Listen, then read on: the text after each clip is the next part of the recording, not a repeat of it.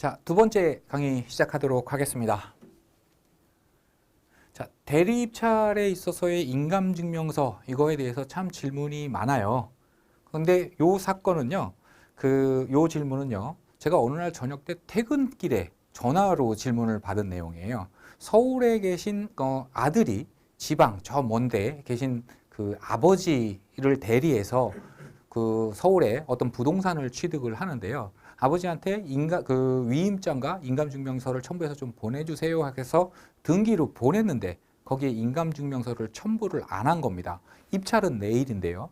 바로 이미 그 동사무소는 문을 닫은 시간이라서 지금 인감증명서를 띄울 수는 없고요. 천상 다음날 아침 동사무소 앞에서 기다리다가 문을 열자마자 인감증명서를 떼서 이제 그렇게 올라와야 되는 그런 상황이었나 봅니다. 그래서 그분이 질문을 한 게요. 이거 꼭 취득을 해야 되니까 대리 입찰의 경우 본인의 인감증명서가 반드시 첨부돼야 되는지 하는 거, 첨부돼야 된다고 한다면 언제까지 제출할 수 있는지 이거에 대해서 문의를 한 겁니다. 자, 볼게요. 관련 규정을 먼저 좀 봐야겠죠. 우리 경매는 그 민사 법이니까요. 당연히 법 규정을 봐야 됩니다. 민사집행규칙 제62조 기일 입찰의 방법 제4항에 보면은요. 이런 내용이 있습니다. 입찰자의 대리인은 대리권을 증명하는 문서를 집행관에게 제출하여야 한다라고 되어 있습니다. 자, 대리권을 증명하는 문서라고 되어 있지 위임장이라고 콕 찍지도 않았고요. 또 집행관에게 제출하여야 한다라고만 표시가 됐지 언제까지 제출하여야 한다라는 내용도 결국에는 없는 겁니다. 이러다 보니까 문제가 발생을 하는 건데요. 자, 대리권을 증명하는 문서로서 가장 적당한 거는요. 역시 우리 법원에서 교부해주는 기일 입찰표 뒤에 인쇄되어 있는 위임장 있죠. 그 위임장이 당연히 대리권을 증명하는 문서가 될 것입니다. 근데 여기에 인감증명서를 첨부하라고 얘기를 하거든요. 여기 우리 민사집행규칙에는 인감증명서에 대한 내용이 전혀 없음에도 불구하고 실무에서는 인감증명서를 반드시 첨부하라고 합니다. 자, 이거는요. 민사집행규칙상의 문제가 아니고요. 요거는 사문서의 진정 성립에 관한 문제입니다. 얘기가 완전히 다른 얘기예요. 무슨 얘기냐 하면요. 갑이라는 사람이 을에게 대리권을 수여합니다. 요런 업무에 관해서 나 대신 을이 법률 행위를 하는 것을 허용해 주세요라는 취지죠. 요 대리권을 증명하는 서류가 대리권을 부여하게 되면 을은 그다음부터 갑을 대신해서 법률 행위를 할 수가 있는데요. 자, 그 상대방 원래는 갑하고 법률 행위를 해야 되는 병이 있다고 봤을 때는요. 병이 뭐 매매 계약일 수도 있고요. 뭐 그 경매 사건의 입찰이라고 한다면 법원의 집행관이 될 수도 있겠죠.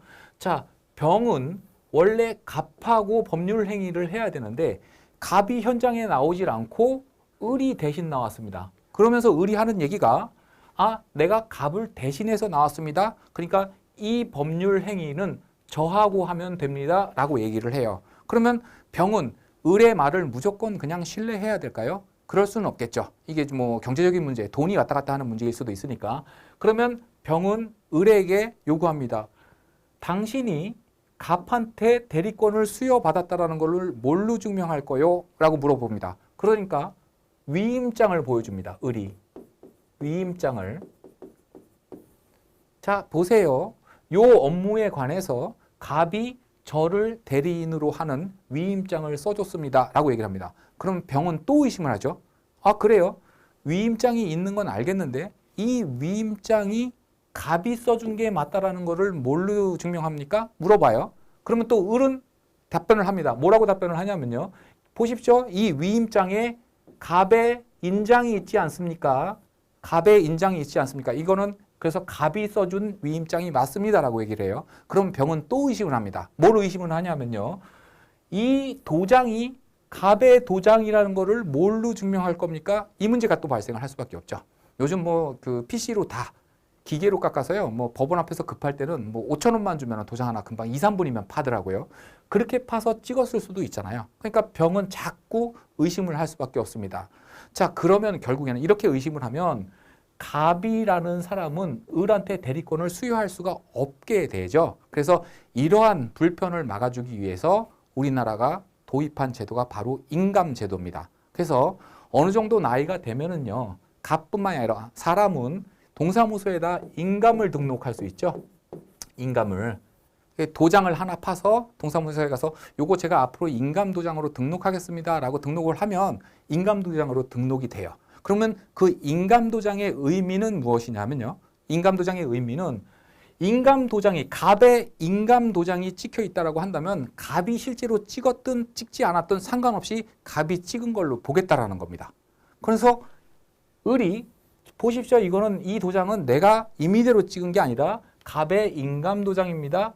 그럼 병은 또 의심하죠. 이게 갑의 인감도장이라는 것을 뭘로 증명할 겁니까? 그때 필요한 서류가 인감증명서인 거예요. 그래서 우리 민사집행규칙에서 대리권을 증명하는 문서는 위임장으로 족합니다. 그 다음에 나타나는 문제가 뭐냐면 이 위임장에, 이건 사문서이기 때문에요. 법원이 또 국가가 어떤 구속력을 부여한 게 아니기 때문에 사문서이기 때문에 진짜로 성립하는 문서인지를 증명할 때 본인의 인감 도장이 들어가야 되고요. 그렇다고 한다면 그 도장이 인감 도장이라는 것이 증명이 돼야 된다는 거죠. 그 의미입니다. 그죠? 그래서 요거에 대한 판례가 있어요. 또 대법원 판례입니다. 대리인이 집행관에게 제출한 위임장이 사문서로서 인감증명서가 첨부되어 있지 아니하거나 또는 인감증명서의 도장하고 위임장에 찍힌 도장이 서로 다른 경우, 그럼 인감도장이 아니라는 얘기죠, 이게. 위임장과 인감증명서의 인형이 틀린 경우라고 할지라도 최고가 매수신고인 결정 전, 이게 중요합니다. 최고가 매수신고인 결정 전, 입찰 마감 전이 아니죠. 보통 그 지방법원마다 약간의 차이는 있습니다만 대부분의 지방법원이 10시에 그 입찰표를 받기 시작을 해서요. 10시에 입찰을 시작을 해서 보통 70분간 시간을 줍니다. 그래서 11시 10분이면은 입찰 마감을 해요. 근데 그때 당일날 진행하는 경매 사건은 한 건만 진행하는 게 아니라 몇십 건, 많을 때는 100건이 넘어가는 경매 사건을 진행을 하고요. 그거를 따로따로 입찰표를 받는 게 아니라 하나의 입찰함에 다 받습니다. 그래서 11시 10분에 입찰 마감 선언을 하고요. 지방법원마다 조금 시간 차이는 있습니다. 그러니까 지방법원 가시기 전에 반드시 시간은 별도로 확인하셔야 됩니다. 11시 10분에 입찰을 마감 선언을 하고요. 입찰함에 들어와 있는 입찰 봉투를 다 쏟아서 사건 번호로 분류를 합니다. 이제 순서대로 개찰을 해야 되니까요. 그 시간이 한 20분 정도 걸리고요.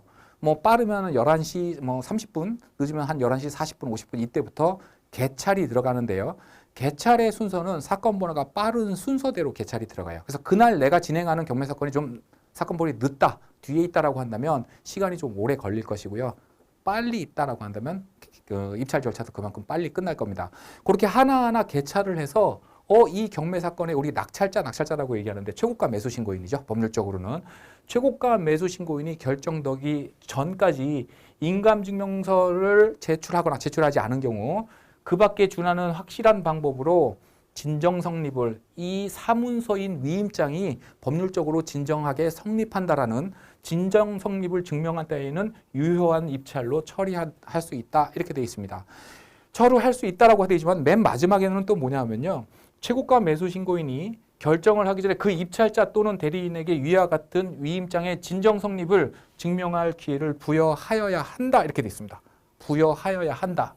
그러니까 대리 입찰표가 제출이 됐는데 앞에 집행관이 그 봉투를 열어봤습니다. 근데 위임장은 있는데 인감증명서가 첨부가 안 됐어요. 이런 경우에 그냥 무효 처리하면 안 된다는 거죠.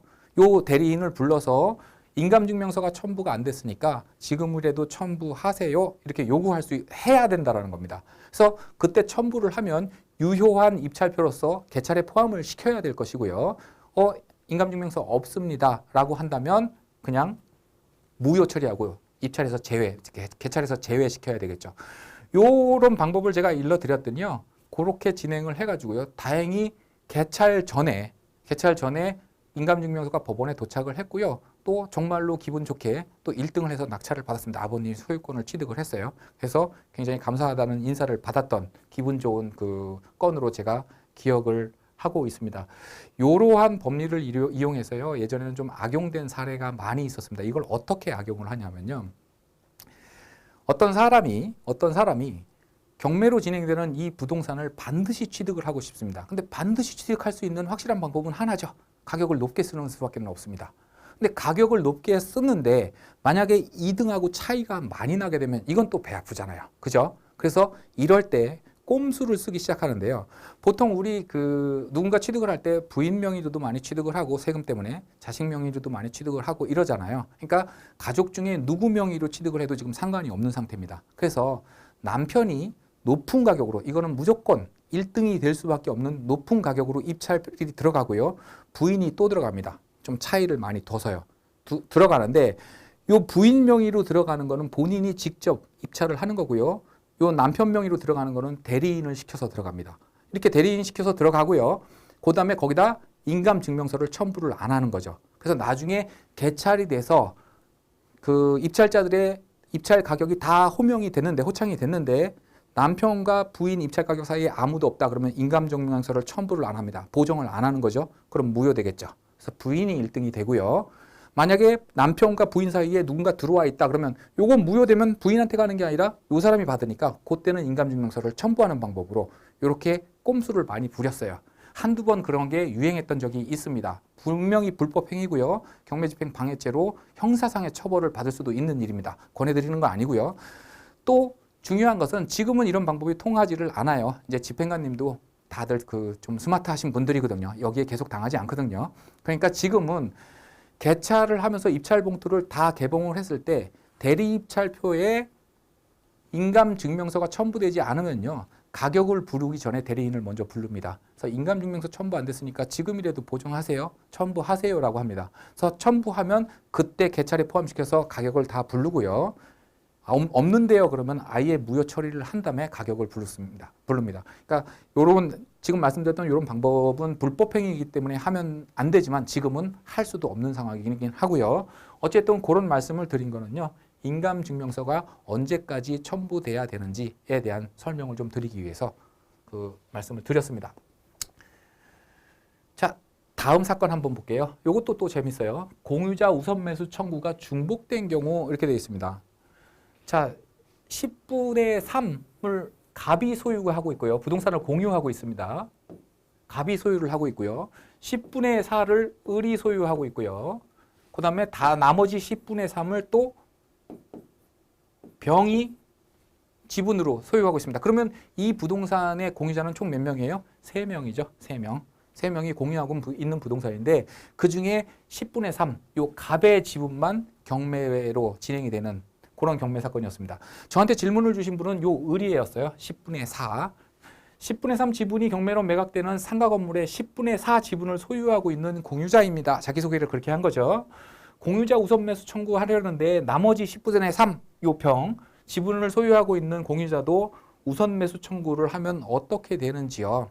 자, 공유자 우선 매수 청구의 개념은 여러분들 알고 계시죠? 공유물인데요. 그 부동산 전체가 매각되는 게 아니라 한 사람의 지분만, 그러니까 전체 소유권의 일부 지분만 매각되는 경우예요. 예를 들어서 부부가 아파트를 공유하고 있는 경우로 예를 들어볼게요. 남편과 부인이 2분의 1씩 부동산을 아파트를 공유하고 있는데 남편의 지분만 지금 경매됩니다. 이럴 때 누군가 제3자가 이 지분 2분의 1을 낙찰을 받게 되면 서로 처음 보는 제3자와 부인이 아파트를 공유하는 결과가 발생을 하죠. 자, 이렇게 되면 경매사건은 민사사건이라고 말씀드렸고요. 민사의 대전제는 분쟁 해결의 목적이 있습니다. 오로지 억울함 없는 분쟁 해결인데 금전 채권 채무에 대한 분쟁을 해결하기 위해서 경매를 진행하는데 그 경매의 결과로 또 다른 분쟁이 발생할 소지가 생긴 거죠. 서로 모르는 사람이 부동산을 공유함으로 인해서. 그래서 이런 분쟁의 소지를 막는 방법으로서 가장 확실한 방법은 뭐예요? 이 부동산 남편의 2분의 1 지분을 부인이 낙찰받는 거죠. 그죠? 그래서 부인이 낙찰을 받게 되면 그렇게 받게 되면 부인이 전체에 대해서 그 부동산 전체를 소유하게 되기 때문에 더 이상 분쟁의 소지가 없습니다. 그래서 요 부인한테 공유자 우선 매수 청구권이라는 게 인정이 되는데요. 그 행사 방법은 이 부동산이 낙찰된 경우에 그때 부인이 요 낙찰 가격으로 내가 사겠습니다. 그 값에 내가 사겠습니다. 하면 부인한테 최고가 매수 신고인의 자격을 부여하는 절차가 바로 공유자 우선 매수 청구의 행사 과정입니다. 자, 이건데요. 어쨌든 10분의 3 갑의 지분이 매각이 되니까요. 이 부동산의 공유자는 을도 있고 병도 있죠. 그죠? 그래서 을만 공유자 우선 매수 청구를 하면은 이 10분의 3의 지분은 을의 그 지분이 될 것이고요. 그래서 을은 그다음부터는 10분의 7의 지분을 소유하게 되겠죠.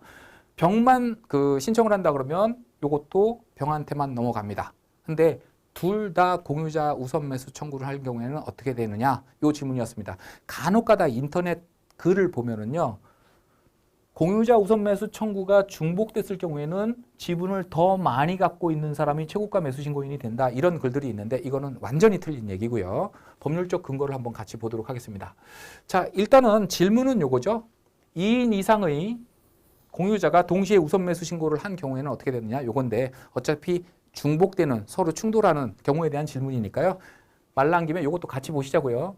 최고가 매수 신고인 낙찰자가 1등입니다. 예를 들어서 최저 매각 가격이 1억인데 1억 2천이 1등인데 공동 1등이 된 거죠. 두 사람 이상이 그 최고가 매수 신고 가격을 쓴 경우. 그다음에 차순위 매수 신고를 두 사람이 했는데 두 사람이 또 가격이 똑같은 경우. 그다음에 공유자가 동시에 우선 매수 청구를 한 경우. 요거를 관련 규정을 봐가면서 한번 공부해 보도록 하겠습니다. 자, 부동산 등에 대한 경매 절차 처리 지침, 이 부동산 경매에 관한 그 법규가요, 민사집행법만 있는 거는 아닙니다. 뭐 이 예규도 있고요, 처리 지침도 있고요, 뭐 시행령도 있고 굉장히 많습니다. 그 중에 처리 지침의 내용입니다. 최고가 매수 신고인 등의 결정 이렇게 되어 있습니다. 1항을 보면요. 최고의 가격으로 입찰한 사람을 최고가 매수 신고인으로 한다. 이건 당연한 얘기고요. 여러분들이 이미 알고 계신 얘기고요. 다만 단서 조항이 붙습니다. 최고의 가격으로 입찰한 사람이 두 사람 이상일 경우, 그러니까 공동 1등이 나왔을 경우 그 입찰자들만을 상대로 추가 입찰을 한다. 10명이 입찰을 했는데요. 2명이 공동 1등이 나왔습니다. 그럼 8명은 이미 끝난 거고요. 폐찰한 거고요. 떨어진 거고요. 요 2명만을 상대로 다시 추가 입찰을 한다라는 얘기입니다. 이때 주의해야 될 거는요. 예를 들어서 최저 매각 가격이 1억인데 1억 2천으로 공동 1등이 나왔습니다. 그럼 요 사람들만 다시 입찰을 진행하는데 이때의 최저 가격은 1억 원이 아니라 공동난 금액 있죠? 1억 2천. 요거를 최저가로 다시 입찰을 하는 겁니다. 이게 당해차 최저가인 1억을 최저가격으로 해서 다시 추가 입찰을 한다면 또 이것도 어떤 꼼수가 있을 수 있을까요? 최저가가 1억인 금액에 둘이서 짜고 2억을 써버립니다. 당연히 공동 1등 나겠죠. 그래서 나머지 사람들 다 아웃시킨 다음에 1억에서 한 명은 1억 쓰고 한 명은 1억 1원 쓰고 그럼 1억 1원에 먹을 수 있다는 결과가 나오잖아요. 그러니까 이것도 역시 안 됩니다. 공동난 금액이 최저가격이 됩니다. 그 두 사람만을 상대로 공동난 사람만을 상대로 추가 입찰을 실시한다. 라고 되어 있습니다. 자, 1항 단서의 경우 요거 1항이고요. 단서는 요 다만부터 나오는 거를 단서라고 얘기합니다. 법률 규정에서 많이 쓰는 표현이에요. 1항 단서의 경우에 추가 입찰의 자격이 있는 사람 모두가 나는 입찰 안 할래요 그런다든가 아니면 종전 입찰 가격 1억 2천보다 낮은 가격으로 입찰한다든가 이런 경우에는 누구도 유효한 입찰표를 제출하지 않은 거죠. 이런 경우에는 추첨을 하고요. 또 그 두 사람이 유효한 입찰표를 했는데 1억 2천 200만 원 똑같이 쓴 겁니다. 1억 2,200만 원씩 다시 최고 가격으로 중복이 된 경우에 공동 1등이 된 경우에는 이때는 추첨에 의해야 합니다. 제비뽑기. 실제로 이렇게 제비뽑기 하는 광경을요. 그 1년에 한두 번씩은 봅니다. 굉장히 드문 경우인데도 불구하고 뭐 저는 직업상 법원을 뭐 계속 다니니까 볼 수 있는 거겠지만요. 어쨌든 실제로 이런 경우들이 많이 발생을 합니다. 자, 정리할게요. 1등이 공동 1등이 나온 경우에는 추가 입찰에서 또 공동이 났을 경우에는 추첨 이렇게 가는 겁니다. 다음 규정 한번 볼게요. 자, 최고가 매수 신고 금액에서 매수 신청 보증금을 뺀 금액이 뺀 금액을 넘는 금액으로 매수 신고를 한 사람, 이제 차순위 매수 신고를 할 수 있는 사람이죠. 차순위 매수 신고를 하는데 차순위 매수 신고를 하는 사람이 또 두 사람, 세 사람인데 그럴 때는 높은 사람이 차순위 매수 신고인이 되거든요. 근데 열어보니까 차순위 매수 신고를 한 두 사람이 가격이 같습니다. 이럴 때는 바로 추첨 갑니다. 이때는 왜 추가 입찰을 안 하느냐? 상한가가 정해졌잖아요. 예를 들어서 1등이 1억 2천입니다. 근데 2등 한 사람 1억 1,800 쓴 사람들이요. 두 사람이 나왔습니다. 이 사람들을 해서 추가 입찰을 했는데 이 중에 한 사람이 1억 3천을 써버리면 1등보다 2등 가격이 높아지잖아요. 그래서 1억 2천을 넘지 못하기 때문에 상한가가 정해져 있는 입찰은 의미가 없죠. 그래서 추가 입찰하지 않고 바로 추첨으로 들어갑니다. 자, 그다음에 이 질문은 이거였죠. 그죠? 민사집행법 제140조 공유자의 우선 매수권 규정하고 있습니다. 제3항에서요. 여러 사람의 공유자가 우선 매수하겠다는 신고를 하고 제2항의 절차를 마친 때, 여기서 말하는 제2항은요. 그냥 매수 신고뿐만이 아니라 매수 신고하고 거기 뭐 또 절차에 따라서 적법한 매수 신고 절차를 밟아야 되겠죠.